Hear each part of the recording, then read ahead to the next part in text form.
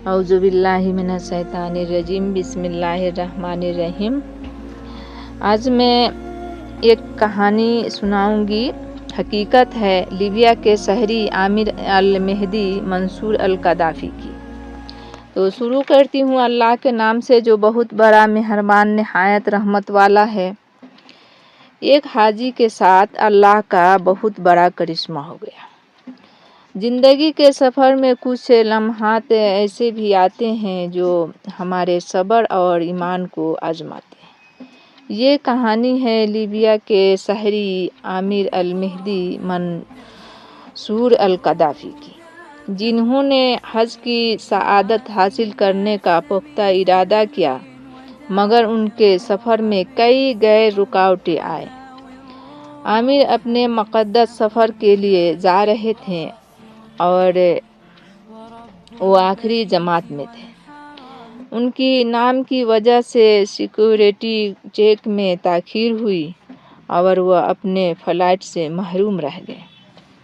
حیرت انگیز طور پر وہی طیارہ جس پر وہ سوار ہونے والے تھے، الحمدللہ وہ فلائٹ دوران پرواز کچھ خرابی کا شکار ہوا اور واپس آ گئی، مگر اس کے باوجود عامر کو اجازت نہ ملی۔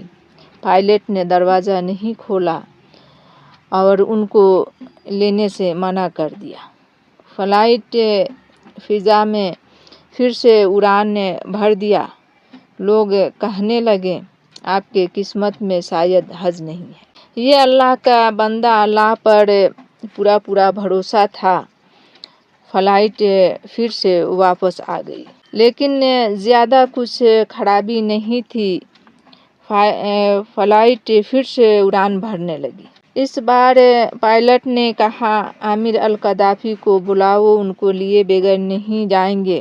اب وہ اللہ کے کرم سے فلائٹ پر بیٹھ گئے اور پائلٹ نے اڑان بھرا اور وہ حج پر پہنچ گئے، الحمدللہ۔ یہ ہے اللہ کا کرشمہ۔ اللہ پر بھروسہ کرنے والوں کو اللہ کبھی ہاتھ نہیں چھوڑتا، الحمدللہ۔ اللہ کی قدرت کا کرشمہ پر وقت انسان کے لیے سبق ہوتا ہے۔ یہ حقیقت ہے 2025 کے حج کی۔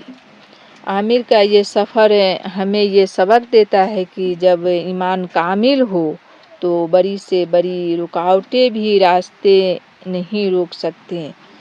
بے شک جب اللہ کچھ چاہے تو دنیا کی کوئی طاقت اسے روک نہیں سکتی، الحمدللہ۔ السلام علیکم رحمۃ اللہ وبرکاتہ۔